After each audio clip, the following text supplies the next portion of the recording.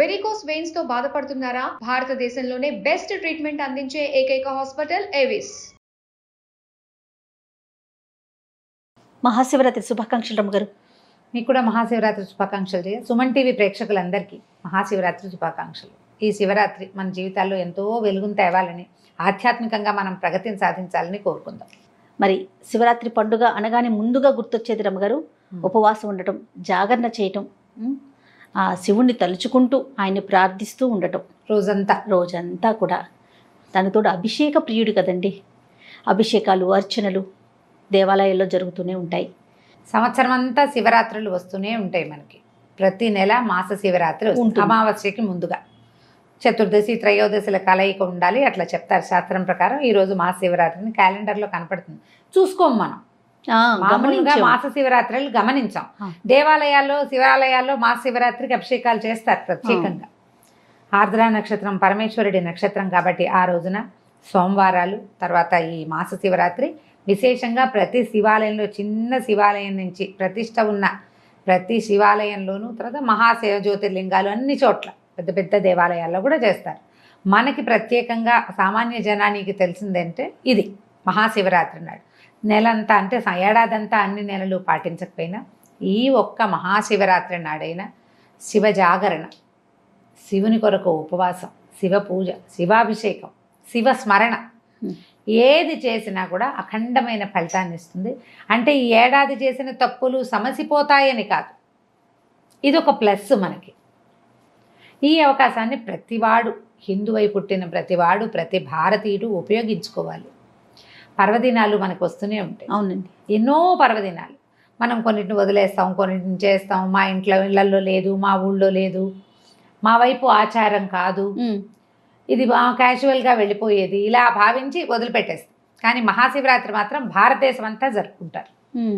అన్ని జ్యోతిర్లింగాల్లోనూ, జ్యోతిర్లింగ దేవాలయాల్లో భారతదేశంలో ఉన్న ప్రతి శివాలయము శివనామస్మరణతో మారుమోగిపోతూ ఉంటుంది.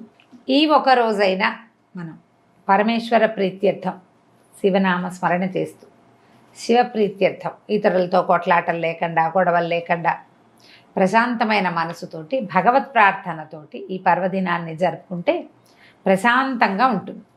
మాఘం వెళ్ళిపోతే ఇంకా పుష్యం వచ్చిందంటే ఎండలు మండట మొదలు పెడతాయి. శివరాత్రితోటి శివ అని చలి పారిపోతుందని చెప్పుకుంటాం. అన్ని చోట్ల నుంచి చలి తగ్గిపోతుంది, ఇక వేడెక్కడం మొదలు పెడుతుంది.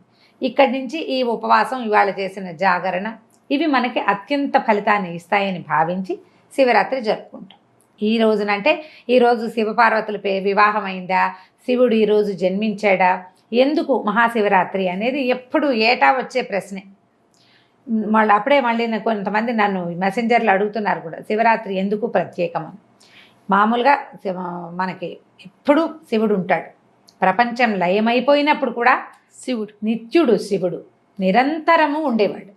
అయితే ఈ రోజున తన స్వరూపాన్ని అగ్నిస్తంభ రూపంలో ఆయన చూపించాడు.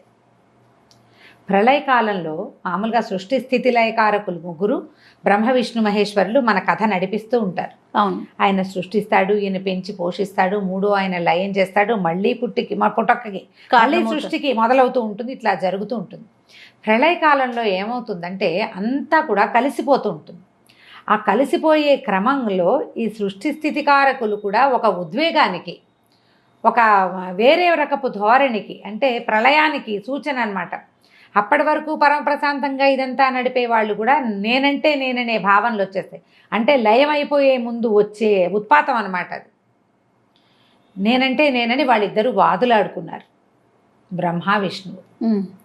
నేనే ప్రపంచాన్ని నిర్మిస్తున్నాను, నేనే నిత్యుండని బ్రహ్మ, ఇదంతా నడిపేవాడిని నేనే కాబట్టి నేనే నిత్యుండని, నేనే గొప్ప అని విష్ణువు. నువ్వు నా గర్భంలో నుంచి జన్మించావు, నా నాభికమల నుంచి జన్మించిన వాడివి, నువ్వు నాకంటే ఎక్కువ ఎట్లా అవుతావు, పుత్ర సమానుడివి కదా, నా నుంచి జన్మించిన వాడు కుమారుడు కదా అని ఆయన. నా వల్లే ఇదంతా మొదలైంది, వేదాలవి నా చేతిలోనే ఉంటాయని బ్రహ్మ వీళ్ళిద్దరూ వాదులాడుకున్నారు. యుద్ధానికి కూడా సమకట్టారని కొన్ని పురాణాలు, శివపురాణంలో అక్కడ చెప్పబడుతుంది. అయితే వీళ్ళు యుద్ధానికి చేస్తున్నప్పుడు వీళ్ళిద్దరి మధ్యలో ఉన్నట్టుండి అగ్నిస్తంభం ప్రత్యక్షమైంది. నిత్యులు వీరు కాదు, మహేశ్వరుడే నిత్యుడు. వీరిద్దరూ తక్కువ అని కాదు, వీరు లయమైపోయి మళ్ళీ వస్తారు. కానీ మహేశ్వర స్వరూపం నిత్యమైనది. ఇప్పుడు లయకారకుడైన శివుడు అని చెప్పడానికి వీల్లేదు. నిత్యమైన మహేశ్వర స్వరూపం ఉంటుంది. అది ఆదిశక్తితో కలిసి వాళ్ళిద్దరూ కలిసి ఉంటారు. శివశక్తి సమ్మేళనమే ఆదిపరాశక్తి. ఆమెలో ఉండే శివుడు నిత్యుడు. ఈ స్వరూపంగా మనకి కనపడి కైలాసంలో కనిపించి లయకారకుడని మనం భావించే ఆయన బ్రహ్మ విష్ణువులతో పాటుగా వెళ్ళిపోయి మళ్ళీ వస్తారు. మహేశ్వరుడు స్వరూపాలు ప్రత్యేకమైన ఉన్నాయి. ఈ సదాశివుడైన పరమేశ్వరుడు ఇక్కడ అగ్నిస్తంభ రూపంలో ఉద్భవించాడు. ఎంత జ్వాలాలింగం అన్నమాట. అది మండిపోతోంది. పైనుంచింది పైకి చూస్తే పైన కనపడుతుంది, కింద చూస్తే కింద కనిపిస్తుంది. అప్పుడు వాళ్ళకి ఉద్బోధ వచ్చింది. దీని ఆద్యంతాలు కనుక్కుంటే ఇది ఎక్కడ పుట్టింది, ఎక్కడికి వెళ్తోంది, అది కనుక్కున్న వాళ్ళు గొప్పవారు, వాళ్ళు అధికులు. ఇప్పుడు ఇదొక పామర భావం, నువ్వు గొప్ప నేను గొప్ప అనేది దైవభావం కాదు. అవును, దైవికమైన దైవీభయ భావాలు అవి కావవి. ఈ ప్రళయకాలంలో దైవశక్తులకు కూడా ఇలాంటి ఒక పామరత్వం వస్తుందని చెప్పటం అన్నమాట. అయితే వీళ్ళిద్దరూ ఏమనుకున్నారు, చెరో స్వరూపంలోనూ బయలుదేరారు. మహావిష్ణువు వరాహావతారం దాల్చి భూమిని చీల్చుకుంటూ కిందకెళ్ళాడు. ఎక్కడుంది దాని ఆది తెలుసుకోవటం కోసం ఆయన వరాహావతారంతో తొలుచుకుంటూ కిందకి వెళ్ళిపోయాడు. బ్రహ్మ హంస రూపంలో పైకి ఎగిరాడు. ఆయనకి తెలియలా, ఈయనకి తెలియలా, వెళ్ళిన కొందికి ఉంటూనే ఉంది. విసిగిపోయిన బ్రహ్మదేవుడు ఎవరైనా నేను చూశానని చెప్పడానికి సాక్ష్యం దొరుకుతారేమో అని చూశారు. ఈ పరమేశ్వరుడికి అర్చన చేసినప్పుడు ఆయన శిరస్సు మీద నుంచి జారి ఒక మొగలి పువ్వు పడిపోతుంది కింద. పరమేశ్వరుని చూసి స్వర్గంలో ఉన్న మా కామధేనువు దిగొస్తోంది కిందకి. వాళ్ళిద్దరూ కనపడ్డారు బ్రహ్మదేవుడికి. కనపడితే వాళ్ళిద్దరిని బ్రహ్మ ఏమన్నాడు, దీని అంతాన్ని నేను చూశానని మీరు సాక్ష్యం చెప్పండి అన్నాడు. పరమేశ్వరి ఈయన అంటే మరి ఏమన్నా సృష్టికారకుడు, అన్నిటికీ బ్రహ్మదేవుడి దగ్గరికే వెళ్తారు దేవతలు. ఏ సమస్య వచ్చినా, మరి ఏ జీవికి సమస్య వచ్చినా ముందు బ్రహ్మదేవుడి దగ్గరికి వెళ్తే ఆయన తను తీర్చగలిగేదైతే తను చెప్పి, లేకపోతే విష్ణువు దగ్గరకో శివుడి దగ్గరకో తీసుకెళ్తాడు. మొదట అడిగేది ఎవరు, అమ్మనే అడుగుతాం కదా. బ్రహ్మదేవుడి తల్లి ప్రాణులకి. దాంతో మొగలి పువ్వు ఒప్పుకుంది, ఆవు ఈ కామధేనువు ఒప్పుకుని దిగొచ్చారు. ఏ ప్రాంతంలో అయితే మొదట తాము చూశారో అక్కడికి వచ్చారు. ఆ స్తంభం అట్లా పెరుగుతూనే ఉంది, పైకి వెళ్తూనే ఉంది, కిందకు వస్తూనే ఉంది. కానీ విష్ణువు తను కిందకి వెళ్ళి తను చూడలేకపోయాడు. ఆయన నేను దీని ఆదిని కనుక్కోలేకపోయాను అని ఒప్పుకోవటానికి పైకి వచ్చాడు. వీళ్ళిద్దరూ కలుసుకున్నారు. కలుసుకునేసరికల్లా విష్ణుమూర్తి చెప్పాడు, నేను ఈ అగ్నిస్తంభానికి ఈ జ్యోతి జ్వాలాలింగం ఏదైతే ఉందో దాని ఆదిని నేను కనుక్కోలేకపోయాను, నేను ఓడిపోయాను ఒప్పుకున్నాడు. బ్రహ్మదేవుడు మాత్రం దీని అంతాన్ని నేను చూసి అది పైకి ఎందాక వెళ్ళిందో నేను చూశాను, కావాలంటే వీళ్ళిద్దరూ సాక్ష్యమని మొగలి పువ్వుని ఆవుని చూపించారు. మొగలి పువ్వు తలూపింది, ఆవు తలతో ఊపి కామధేనువు ఆవే ఇంకా తోకతో కాదు చూడలేదు అని నిజం చెప్పింది. వెంటనే అక్కడ స్వరూపంతో మా పరమేశ్వరుడు ప్రత్యక్షమయ్యాడు. నిజం చెప్పి తన ఓటమిని నిర్భీతిగా ఒప్పుకున్న విష్ణువుకి ఎప్పుడూ శివుడితో సమానంగా పూజ జరుగుతుందని, అబద్ధం చెప్పిన బ్రహ్మదేవుడికి పూజార్హత లేదని శపించాడు బ్రహ్మదేవుడిని. తర్వాత బ్రహ్మదేవుడికి అప్పుడు 5 శిరస్సులు ఉండేవట. భైరవ స్వరూపంలో ఊర్ధ్వముఖంగా ఉన్న ఆ శిరస్సుతోటే బ్రహ్మ అబద్ధం చెప్పాడు. ఇప్పుడు 4 దిక్కులకి 4 ముఖాలు ఉన్నాయని చెప్పుకుంటామా, ఊర్ధ్వంగా ఒక శిరస్సు ఉందట. ఆ శిరస్సుని గోళ్లతో గిల్లేశాడు పరమేశ్వరుడు అని చెప్తారు. అబద్ధం చెప్పిన శిరస్సుని తుంచేశాడు. ఈ అబద్ధపు సాక్ష్యం చెప్పిన వాళ్ళిద్దరు ఉన్నారుగా, మొగలి పువ్వుకి పూజార్హతే లేదు దాని జీవితంలో, ఏ పూజకి అది ఇంకా పనికిరాదు అని దాన్ని చెప్పించాడు. కానీ కామధేనువు ఆవు ముఖంతో అబద్ధం చెప్పినా తోకతో నిజం చెప్పినందుకు నీ ముఖానికి పూజార్హత లేదు, నీ పృష్ఠానికి పూజార్హత ఉంది, వెనక భాగాన్నే పూజిస్తాం. అవును. ఆఖరికి కంచి కామాక్షి అమ్మవారికి కూడా ఉదయకాలపు సేవలో గోపృష్ఠాన్ని చూపిస్తారు. తలుపులు తీసి అమ్మవారికి ఏనుగు దర్శనం అవన్నీ చేయిస్తారు. ఏనుగు అశ్వం సేవలు అందిస్తారు కదా, అప్పుడు ఆవుని నిలబెడతారు ఆమె వైపుకి. పొద్దునే శుభ లక్షణాలు చూసి తలుపు తీస్తారనమాట. అంతటి పూజార్హత ఆవు యొక్క వెనక భాగానికి ఇచ్చాడు. ఆ వెనక భాగం నుంచి వచ్చేటువంటి పురీషము అవి కూడా ఆ మొత్తం పంచగవ్యాలు మహాద్భుతమైనవి.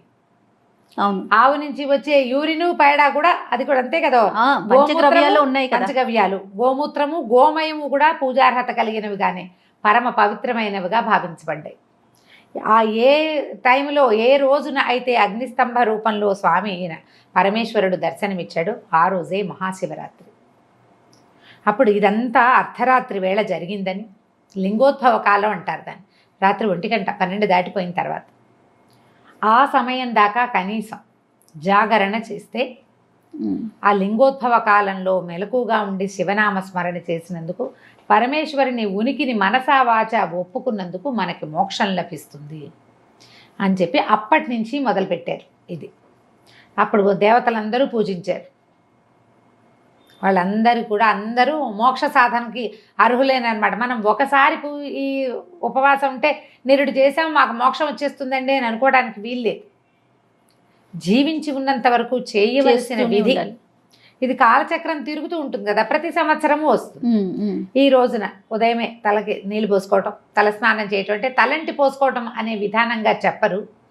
ఉరికే తల రుద్దుకోవటం, నెత్తికి నూనె రాసుకుని పండగల్లో లాగా చెయ్యరు. పర్వదినాల్లో తల కడగటమే. ఆ కడగటం ఇప్పుడు కాస్త ఏదో కుంకుడుకాయో సీకాయో శనగపిండో, ఇప్పుడు షాంపూ అవకాశం వచ్చింది కాబట్టి షాంపూతోటి తల స్నానం చేయటం. ఉదయమే ఏదైనా దేవాలయం దరిదాపుల్లో ఉంటే దేవాలయానికి వెళ్ళటం, శివాలయ దర్శనం, శివాలయంలో కుదిరితే ఒక దీపారాధన చేసుకోవటం అవకాశం ఉంటే, లేకపోతే చేసేదేం లేదు. శివాలయాల్లో కంటిన్యూస్గా ఏకాదశి రుద్రాభిషేకం జరుగుతూ ఉంటుంది. అవును. ఒక్క నిమిషం నిలబడి దండం పెట్టుకొచ్చేయటం కాకుండా ఆ నమక చమక మంత్రాలను చెవిని వేసుకోవటం. మనకేం అర్థం కాదు, కానీ ఆ వైబ్రేషన్ కావాలి మనకి, అది వినాలి. వింటూ ఆ ఒక్కసారి అభిషేకం చేసే దృశ్యాన్ని చూసి మనసా భగవంతుడికి ఒక నమస్కారం చేసుకుని ఆ రోజున పగలు ఉపవాసం ఉండి, రోజంతా ఉపవాసం ఉండటం మంచిదైతే ఉపవసించలేని వాళ్ళు ఉంటారు. చిన్నపిల్లలు ఉన్నవాళ్ళు, ఆఫీసులో ఉద్యోగాలు, వృద్ధులు, గర్భవతులు, చంటి పిల్లల తల్లులు, అనారోగ్యంతో ఉన్నవాళ్ళు, వీళ్ళు ఉపవాసం ఉండలేకపోతే శివనామస్మరణతో ఆహార స్వీకారం చేయొచ్చు. దేవుడికి నివేదన చేసిన వస్తువుల్ని తీసుకోవచ్చు. ఏవో ఒకటి అవి ఇవి తినేయకుండా నివేదన చేసిన వస్తువుని తీసుకున్నా కూడా ఉపవాసం కిందకే లెక్క వస్తుంది. అది కూడా పద్ధతే. పళ్ళు నివేదన పెట్టి ఆ పళ్ళనే స్వీకరించడం. పళ్ళు అవి తినచ్చు, దుంపలు తినచ్చు, ఆలుగడ్డలు లాంటివి అలా ఏదైనా తీసుకోవచ్చు. ఆ తర్వాత ఈ దిబ్బరొట్టెలు లాంటివి తీసుకుంటారు. మినుముతోటి కలిసిన ఆహారం కూడా పనికొస్తుందంటారు.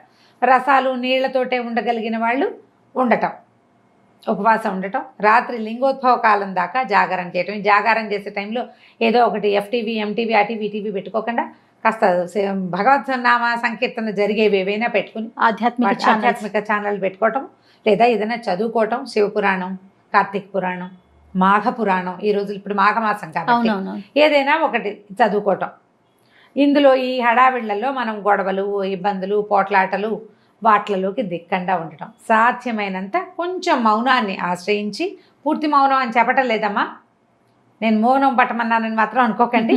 కొంత నిశ్శబ్దాన్ని ఆశ్రయించి శివనామస్మరణ పంచాక్షరి మంత్రాన్ని కనుక మనం అట్లా అనుసంధానం చేసి ఉంచుకుంటే ప్రశాంతంగా మనం దైవారాధన చేసుకోగలుగుతాం.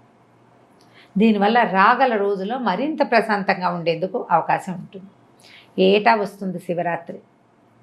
ఒక ఏడాది బాగా చేసుకోగలుగుతాం. ఏదో బోళ్ళని అవి ఇవి పూజలు పునస్కారాలు చేసి ఇంట్లోనే మనం అభిషేకాలు అవి చేయించి చేసుకోగలుగుతాం. ఒక సంవత్సరం చేయలేం. చేయకపోతే తప్పు, నిరుడు చేసాం, ఈ ఏడాది చేయకపోతే తప్పు అలా భావించద్దు. ఎప్పటికి ఏది కుదిరితే నామస్మరణ వదలద్దు. కనీసం కలియందు నామస్మరణే ముఖ్యమని చాలా చోట్ల చాలామంది పెద్దవాళ్ళు ఎన్నో గ్రంథాల్లో చెప్పారు. నామస్మరణ చేసుకున్నా సరిపోతుంది. అభిషేకం చేసుకోగలిగినా, అభిషేక దర్శనం చేసుకోగలిగినా, తీర్థం తీసుకోగలిగినా, ఎవరైనా స్నేహితులలో అభిషేకం జరుగుతుంటే అక్కడికి వెళ్ళి నమస్కారం చేసుకున్నా కూడా మంచి ఫలితాలే లభిస్తాయి. శివనామస్మరణే ఇంపార్టెంట్. ఈ రోజుకి కుదిరినంత శివార్చన చేసుకోండి. తప్పకుండా రమ్మగారు. నమస్తే. నమస్తే.